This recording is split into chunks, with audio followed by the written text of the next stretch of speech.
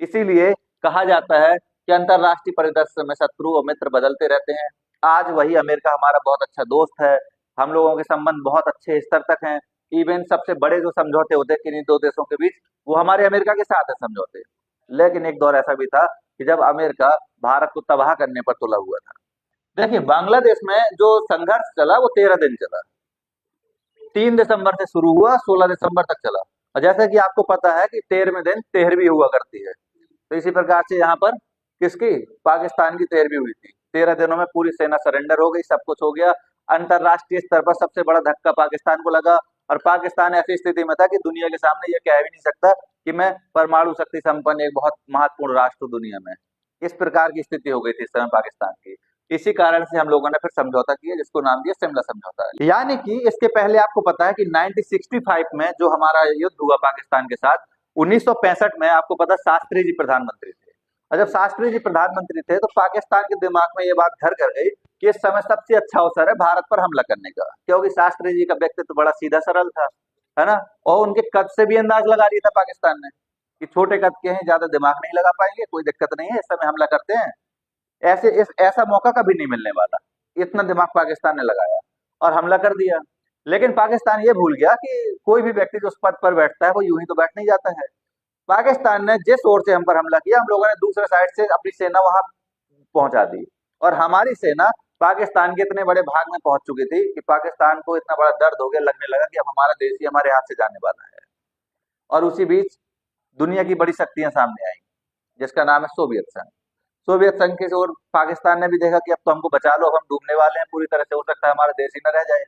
तो भारत ने भी कहा ठीक है चलो कोई नहीं, सोवियत संघ की बात मानेंगे। दोनों ने स्वीकार किया। सोवियत संघ ने ताशकंद में एक सम्मेलन बुलाया और दोनों देशों के बीच समझौता कराया और शांति कराई, और कहा सेना अपनी अपनी वापस करो। अब तीसरा देश इसमें मीडिएटर बना, क्योंकि दुनिया में हम दोनों ही देश ऐसी स्थिति में नहीं थे कि हम लोग किसी तीसरे देश को साथ स्वीकार न करें।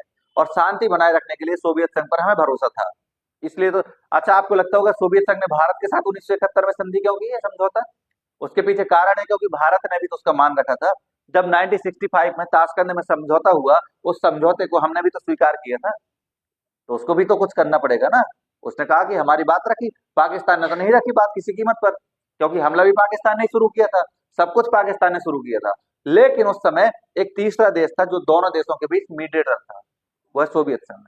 लेकिन पहली बार ऐसा मौका आया था कि जब भारत और पाकिस्तान एक साथ आमने सामने कुर्सी पर बैठेंगे, और पाकिस्तान एक हारे हुए देश के रूप में हमारे सामने बैठेगा, और दुनिया का कोई भी तीसरा देश हम दोनों के बीच नहीं होगा।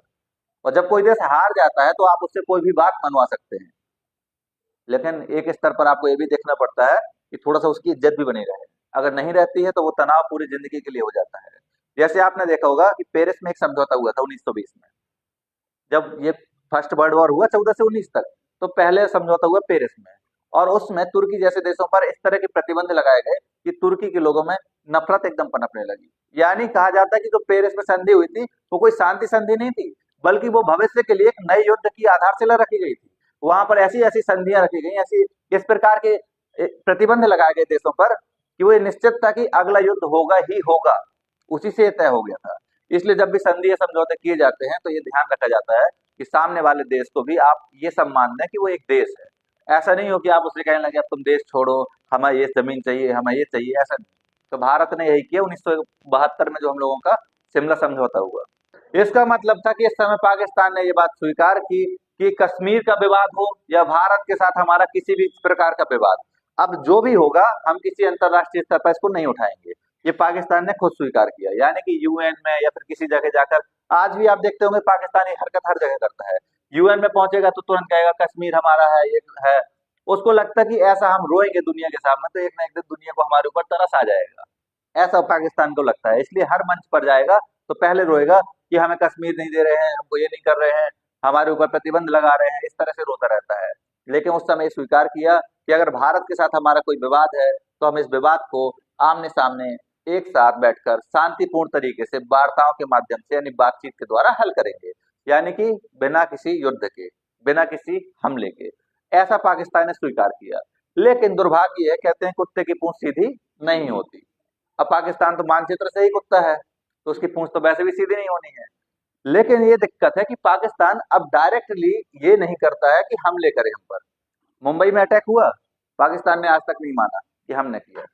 या फिर आप देखेंगे जम्मू कश्मीर में प्रॉक्सी वार होते रहते हैं, कुछ लोग आते हैं सीमा पार से हमले करके चले जाते हैं, लेकिन पाकिस्तान कभी स्वीकार कर सकता है इसको? नहीं कर सकता है। पुलवामा में भी होगा, पठानकोट में भी, लेकिन उरी में भी, लेकिन कहीं का वो स्वीकार नहीं करेगा। ये सब काम कहाँ से हो रहा है? 1972 के इस समझौते के माध्यम से। ये होता समझौते का महत्व।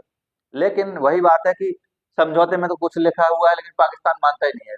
दो देश हैं जो किसी समझौते को नहीं मानते हैं, तीन है वैसे तो इस कैटेगरी में। एक हो गया उत्तर कोरिया, दूसरा हो गया चाइना, तीसरा हो गया पाकिस्तान। ये सिर्फ और सिर्फ अपना हित देखते हैं कि अगर समझौता इनके पक्ष में है तो मानेंगे, और नहीं है तो खारिज कर देंगे। समझ में आया? इसका मतलब ये था कि कश्मीर के जिस क्षेत्र पर यहाँ पाकिस्तानी सेना हुआ करती थी, यहाँ हमारी भारतीय सेना हुआ करती थी, ये वो लाइन है, इसी को क्या कहा? सीज फायर लाइन का मतलब होता है कि ऐसी सीमा रेखा जहां पर दोनों देशों के बीच संघर्ष चल रहा है, उसके बीच की जो लाइन है। ठीक है? तो कहा कि यही आज से क्या है? LOC, line of control. कहा इसके आगे न तुम बढ़ोगे न तुम बढ़ोगे। इस प्रकार से किसने? यूएन ने। ठीक है? पाकिस्तान ने बांग्लादेश को मान्यता प्रदान की। आप सोचिए कितना कष्ट हुआ होगा पाकिस्तान को कि एक तो पाकिस्तान के सैनिकों की कुटाई हुई उस समय, इतना बड़ा सरेंडर, आत्मसमर्पण हुआ, उसके बाद बुलाया गया कि आप आइए हमसे मिलिए। मिलना मजबूरी थी, तभी तो इस शर्त पर ही तो छोड़ा गया सैनिकों को कि आप जाओ, आपके जो प्रधानमंत्री हैं वो आकर हमसे मुलाकात करेंगे, और आपने हार स्वीकार की है तो आपको चुकाना भी पड़ेगा कुछ इसके बदले में, हमारी शर्तें भी माननी पड़ेंगी। उन शर्तों में से एक शर्त थी कि आप मानिए कि बांग्लादेश एक अलग राष्ट्र है, यानी उसी का हिस्सा जो कल तक था, जिसके लिए उसने इतना संघर्ष किया, उसके बाद उसको माना कि हाँ ये अलग राष्ट्र है। दुनिया बाद में माने कोई दिक्कत नहीं, लेकिन जिस देश से आपने उसको अलग किया है पहले तो उसको मानना जरूरी है ना, तभी तो दुनिया उसको मान्यता देगी। क्योंकि कुछ लोग पाकिस्तान के भी भक्त होंगे, ऐसा नहीं है, कुछ देश ऐसे हैं जो पाकिस्तान के साथ भी रहे होंगे कि नहीं हमारे भाई की कुटाई हो गई है, अब हमें उसका साथ देना चाहिए। ऐसे भी हैं, तुर्की को देख लीजिए आप, हर समय खड़ा रहता है पाकिस्तान के साथ, है ना? तो ऐसे बहुत से देश थे, गल्फ कंट्री भी थे, उनमें भी पाकिस्तानी प्रेम झलकता था। हालांकि अब धीरे धीरे भारत ने अपनी सफल डिप्लोमेसी का उपयोग करते हुए गल्फ के जो कंट्री थे उनको अपनी ओर कर लिया है। अब हमारे संबंध कहीं ज्यादा बेहतर है। आज अगर पाकिस्तान और हमारे बीच कोई विवाद होता है, कोई मतभेद होता है, तो गल्फ के किसी कंट्री की हिम्मत नहीं है कि पाकिस्तान के पक्ष में बोल दे, या तो वो न्यूट्रल रहेंगे या भारत के पक्ष में रहेंगे। क्यों? इसके पीछे कारण है हमारी डिप्लोमेसी, हमारे जो संबंध है। और पाकिस्तान के साथ वो व्यापार करें तो क्या करें, कुछ होना भी तो चाहिए बेचने के लिए। हमने कहा था ना कि आर्थिक संबंध भविष्य में ये तय करेंगे कि किसके साथ किसके संबंध कितने अच्छे होंगे। इसीलिए हमारे चाइना के साथ लाख विवाद है, लेकिन आर्थिक संबंध हम लगातार बढ़ाते जा रहे हैं।